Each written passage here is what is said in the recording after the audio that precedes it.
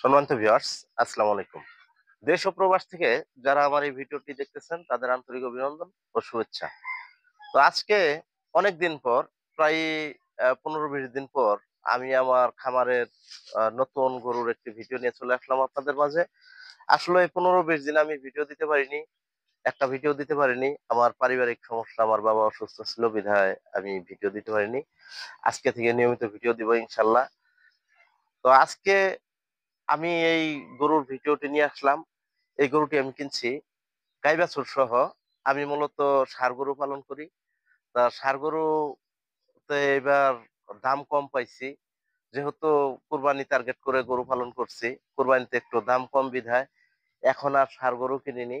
আমি গাই বাছুর, যেটা হলো এই যে বাছুর, আরিয়া বাছুর আর হলো গাই, এই এটা কিনছি। তো দেখি এটা কেমন লাভ আসে। মোটামুটি ৮-১০ দিন হয় কিনছি এটা। ৮-১০ দিন আগে এই গরুটি আমি কিনছি ৫২,০০০ টাকা দিয়ে। তো ৫২,০০০ টাকার গরু আসলে অনেক শুকনো ছিল। বাছুরটা অনেক ছোট ছিল। আমি মূলত দুধ পানাই না। তো দেখি এই গাভীতে কেমন লাভ হয়। বাছুর যেহেতু দুধ পানাই না। তো আপনারা যারা চিন্তা ভাবনা করতেছেন যে গরু পালন করবেন, তো তারা অবশ্যই এইভাবে গাই বাছুর কিনে দুধ না পানিয়ে বাছুর বড় করে বিক্রি করতে পারেন। তো এই গরুটা ১৫ দিনে আমার মোটামুটি হারে ৬০,০০০ টাকা এদিন দাম করে গেছে। আহ, পাইকার আসছিল গাই বাছুর সহকারে ৬০,০০০ টাকা দাম করে গেছে। আমি ২টা গরু কিনছি, আরেকটা গাই বাছুর কিনছি, সেটাও আপনাদের দেখাবো। আসলে দেখুন এই যে বাছুরটা, বাছুর বাছুর হলো ষাঁড় বাছুর, এই যে নাভিজোলা বাছুর। আর গরু অনেক আরো কাবু ছিল, আরো শুকনো ছিল। তো আমি মূলত শুকনো গরুই ক্রয় করি। শুকনো গরু কেনার পরে আমি বাড়িতে আইনা মোটা তাজা করি। বাছুরটা যেহেতু দুধ পানাই না, দেখুন বাছুরটার মান মোটামুটি ভালো আছে। আরিয়া বাছুর, যেটাকে ষাঁড় বাছুর বলে। আর গায়ের দুধ পানাই না। দেখুন উলান ছিল না, প্রথমে যখন নিয়ে আসছি তখন গায়ের উলান ছিল না। তা আমি আনার পরে চিকিৎসা দিছি, ট্রিটমেন্ট দিছি। ট্রিটমেন্ট দেওয়ার পরে ভালো হয়েছে। আপনারা যারা লস লস খাইতেছেন খামার করে, লস আসলে এবার লস হয় নাই, কিন্তু তুলনামূলক ভাবে লাভ কম হয়েছে। তাই এই ভিডিওটা আমি নিয়ে আসলাম আপনাদের মাঝে। আপনারা চাইলে এই শুকনো গাভী বাছুর সহ ক্রয় করতে পারেন। যদি আশা করেন দুধ পানাবেন, তাহলে অবশ্যই লস খাবেন।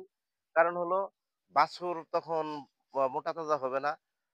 তখন গাভী যখন দুধ দহন করবেন, বাছুর শুক হয়ে যাবে। বাছুর শুকানোর পরে আপনার দাম কম হবে।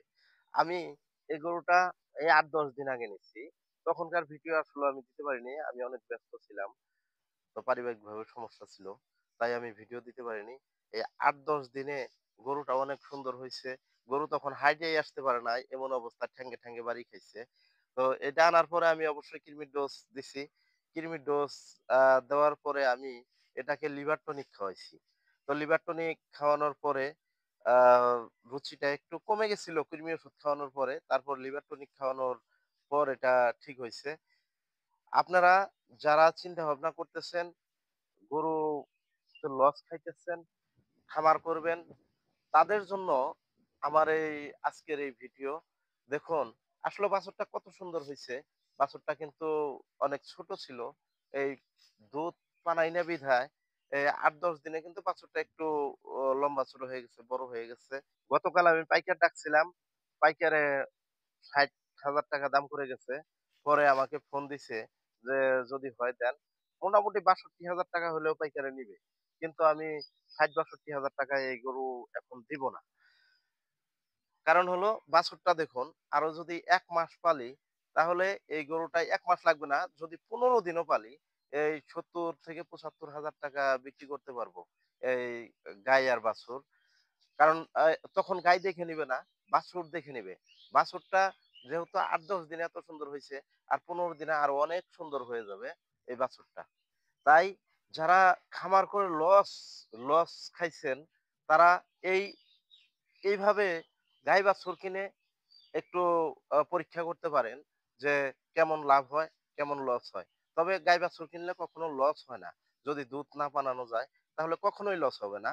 এই ৫২,০০০ দিয়ে নিচ্ছি ৬২,০০০ এই ১০-১২ দিনে যে আপনার ১০,০০০ লাভ হইতেছে। তো আমি কিন্তু বিক্রি করে দিব। এটা সর্বোচ্চ আর ১৫ দিন রাখবো। ১৫ দিন রাখার পরেই কিন্তু আমি বিক্রি করে দিব।